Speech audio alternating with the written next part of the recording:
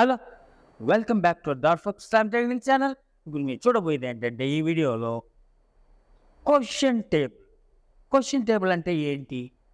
ఒకసారి మీరు వీడియోకి వస్తే క్వశ్చన్ టేబుల్ డిట్ని ఉపయోగించి క్వశ్చన్ ఎలా అని ఇక్కడ ఏమిటి, వాట్, ఎందుకు, వై, ఎక్కడ, వేర్, ఎప్పుడు, వెన్, ఏది, విచ్, తర్వాత ఎవరి, హూస్, ఎవరిని, హూన్, ఎలా, హౌ, ఎవరు, హూ అని ఈ క్వశ్చన్స్ని బట్టి డిడ్ అని వాడపడుతుంది అన్నమాట. డిడ్ అనేది వాడపడుతుంది. టేబుల్ దాన్ని బట్టి ఇంకా కొన్ని వాక్యాలు. What did you buy, what did you buy అంటే ఏమి కొన్నావని. తర్వాత what did you, why did you come, why did you come ఎందుకు వచ్చావని. తర్వాత వేర్ డిడ్ యూ గో ఎక్కడికి వెళ్ళావని. తర్వాత వెన్ డిడ్ యూ కాల్ ఎప్పుడు పిలుస్తావని, అంటే పాస్ట్ జరిగిన విషయాన్ని మనం ఇప్పుడు చూస్తున్నాం. తర్వాత ఇక్కడ నువ్వు ఏం కొన్నావు, నువ్వు ఎందుకు వచ్చావు, నువ్వు ఎక్కడికి వెళ్ళావు, నువ్వు ఎప్పుడు కాల్ చేసావని క్లియర్గా తెలుగులో. అదేవిధంగా దీన్ని బట్టి కూడా ఇక్కడ I, we, you, they, he, she, it దీన్ని బట్టి verb in base form, verb in base ఫామ్లో ఈ విధంగా చెప్పబడింది. నెక్స్ట్ మనం ఇప్పుడు కంటిన్యూషన్లో చూస్తే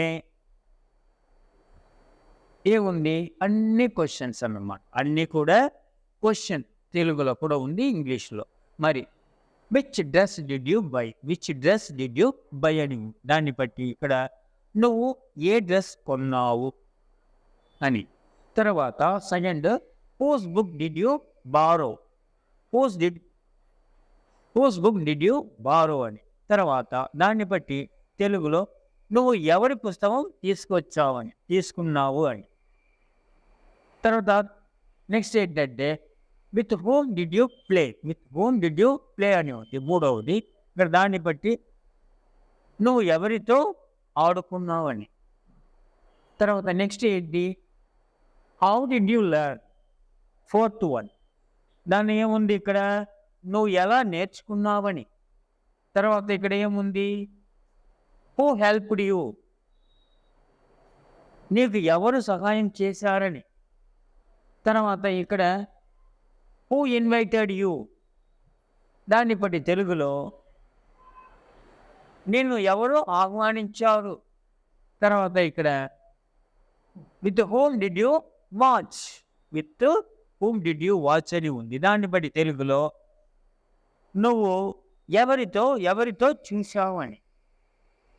నెక్స్ట్ కంటిన్యూషన్లో వై డిడ్ యూ స్కోల్డ్ అని ఉంది. దాన్ని బట్టి తెలుగులో నువ్వు ఎందుకు తిట్టావు అని. తర్వాత నెక్స్ట్ కంటిన్యూషన్లో చూస్తే వేర్ డిడ్ యూ ఫైండ్ అంటే దాన్ని బట్టి తెలుగులో నువ్వు ఎక్కడ చూసావు అని. తర్వాత next how did you solve, దాన్ని బట్టి తెలుగులో ఇక్కడ నువ్వు ఎలా పరిష్కరించావు అని. నెక్స్ట్ కంటిన్యూషన్లో ఇక్కడ whose mobile did he steal అని ఉంది. దాన్ని బట్టి తెలుగులో అతను ఎవరి మొబైల్ దొంగలించారు. చూసారా, క్వశ్చన్ రూపంలో పాస్ట్ టెన్స్లో మనకి తెలియచేయబడుతుంది ఇక్కడ డిడ్ అనేది ఏ విధంగా వాడపడిందని. ఇప్పుడు మీకు పూర్తిగా అర్థమైంది కనుక ఈ వీడియోని పెట్టి మీరు చక్కగా నేర్చుకోండి, ప్రాక్టీస్ చేయండి, షేర్ చేయండి, అదేవిధంగా కామెంట్ చేయండి. తప్పనిసరిగా మీరు సబ్స్క్రైబ్ చేయడం మర్చిపోకండి. Thank you very much to watching our dot focus live English channel.